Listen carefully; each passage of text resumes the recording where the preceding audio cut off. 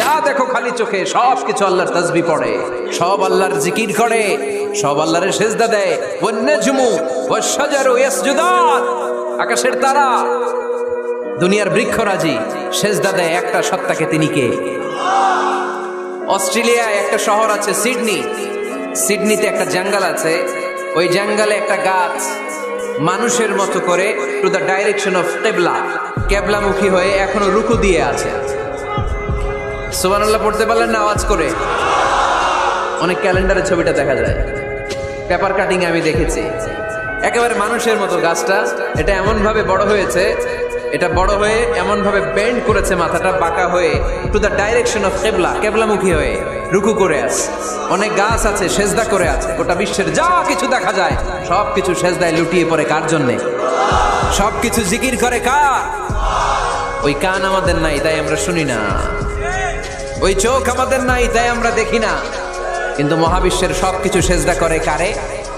এজন্য আমরাও সেজদা করতে চাই একজনকে। চিল্লায় বলেন তিনি কে? আমরা মসজিদে একটা সেজদা দেব, আবার মাজারে যে আরেকটা দেব। হ্যাঁ, সমস্যা কি? সব জায়গায় দিলাম, মসজিদেও কিছু দিলাম, মাজারেও কিছু দিলাম। কুমিল্লার ভাইয়েরা আওয়াজ করে উত্তর দাও, মুসলমান সেজদায় কোনো ভাগাভাগি চলে? আল্লাহর রাজত্বে কোনো ভাগাভাগি আছে? সেজদা চলবে একজনের জন্য, তিনি কে? কোনো ভণ্ডামির সাথে ইসলামের কোনো সম্পর্ক, ভণ্ডামির সাথে কোরআনের কোনো সম্পর্ক। ভণ্ডদের ভালো হওয়ার সুযোগ এখনো আছে না নাই?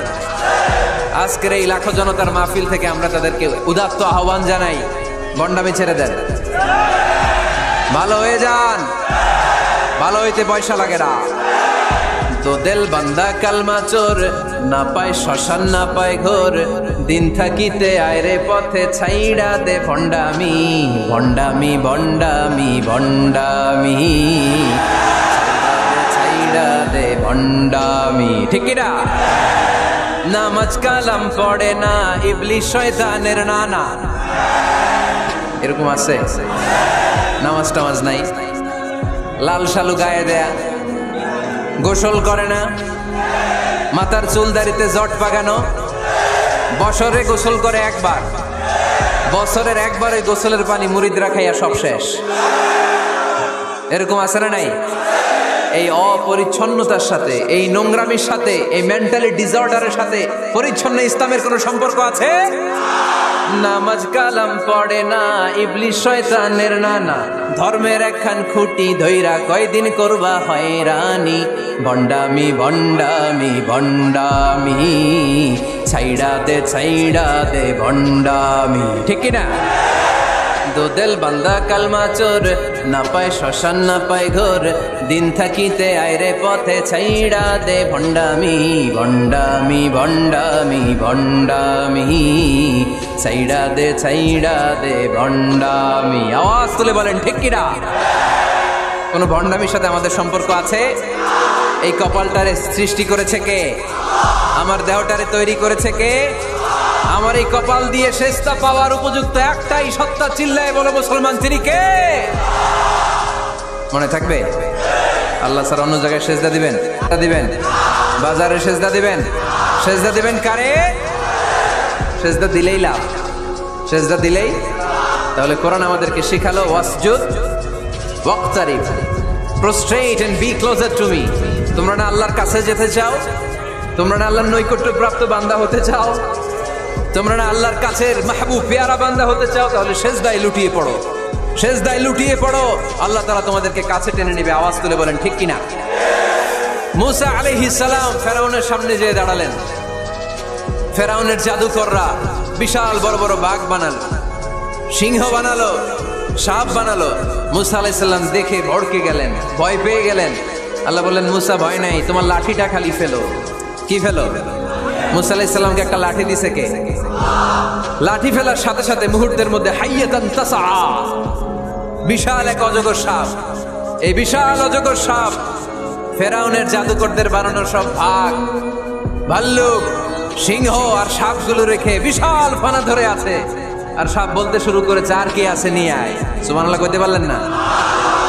এই দৃশ্য দেখার সাথে সাথে ফেরাউনের রাজপ্রাসাদের সামনে যতগুলো জাদুকর ছিল, কোরআন বলে ফাউলকিয়াস সাহারাতু সাজিদিন।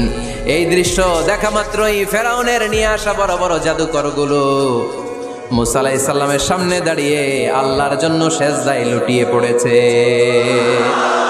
ফাউলকিয়াস সাহারাতু সাজিদিন, সেজদায় লুটিয়ে পড়ে ঘোষণা দিল, আমি ফেরাউনরে মানি না, আমি কোন নাস্তিককে মানি না, আমি মুসার রব, হারুনের রব, বনি ইসরাইলের রব, আল্লাহর জন্য সেজদায় লুটিয়ে পড়লাম। চিল্লায় পড়েন আল্লাহু আকবার।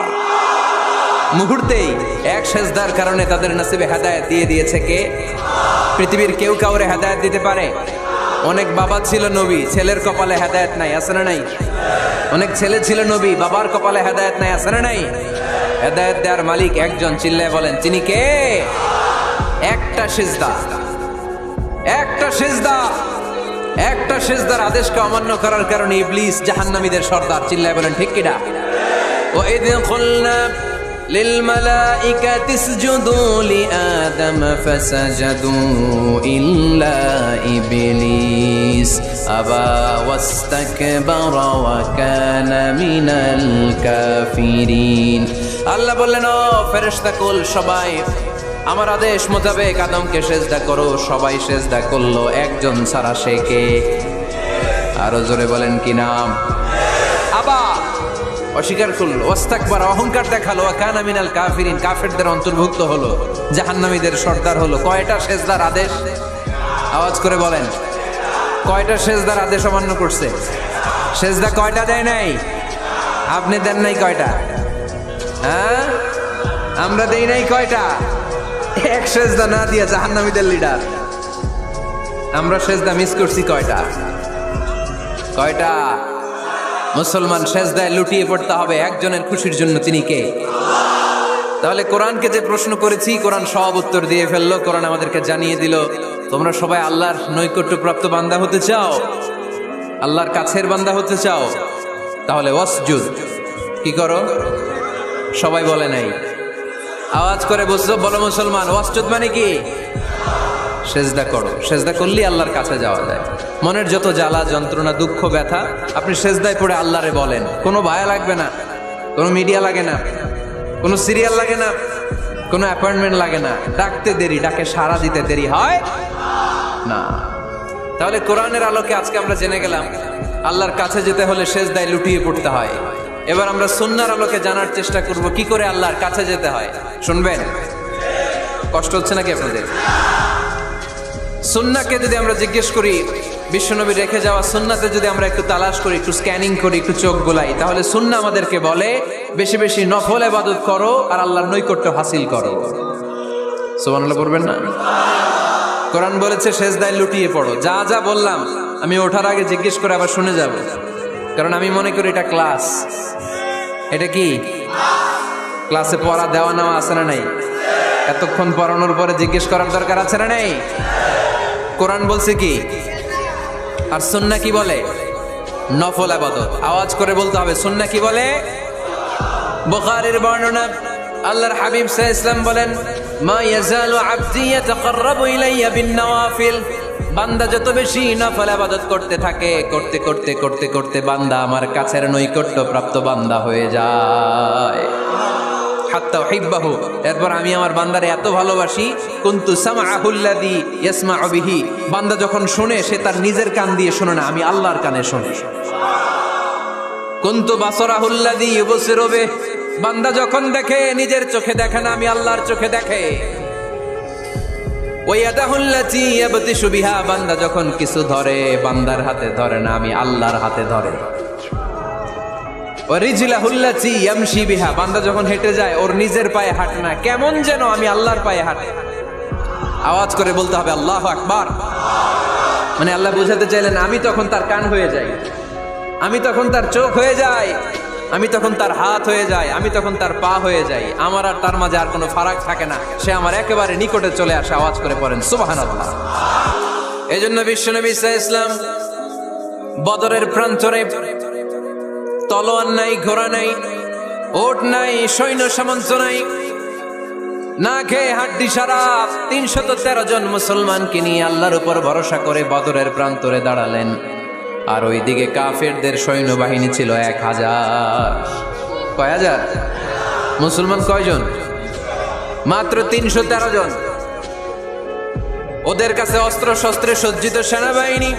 বিশ্বনবীর 313 জনের কাছে তলোয়ার নাই, ঘোড়া নাই, কিচ্ছু নাই। বিশ্বনবী আল্লাহর উপর ভরসা করে এক মুষ্টি বালি নিয়ে ওয়াশাহাতিল ওযু, কাফেরদের চোখগুলো ধ্বংস হোক বলে তিনি বালুগুলো ছড়িয়ে দিলেন। মুহূর্তের মধ্যে 1000 সৈন্যবাহিনীর কাফের সৈনিকদের চোখের মধ্যে ধূলিকণা পৌঁছে দিল কে? আল্লাহর হাবিব সাল্লাল্লাহু আলাইহি ওয়াসাল্লাম বদরের প্রান্তর থেকে এক মুষ্টি বালু নিয়ে বললেন শাহাতিল ওযু, বলে তিনি বালু ছুড়ে মারলেন। 1000 সৈন্যবাহিনীর চোখের মধ্যে বালু ছড়াই দিছে কে? বুঝে শুনে উত্তর দিয়েন। এখানে 1000 লোক দাঁড়ানো, আমি বালু নিলাম, গায়ের যত জোর আছে সবার চোখের দিকে মারলাম। 1000 জনের চোখের ভিতরে ঢুকবে? সর্বোচ্চ 5 জন, বেশি হইলে 10 জন, তার চেয়ে বেশি হইলে 20 জন, বেশি হইলে 50 জন। বুঝে শুনে উত্তর দিয়েন। আমার মুষ্টিবদ্ধ বালু ছুঁড়ে মারলে 1000 মানুষের চোখের মধ্যে পড়বে? আওয়াজ করে বলেন পড়বে। এজন্য আল্লাহ বলেন নবী ওটা তুমি মারো নাই, ওটা আমি মারছি।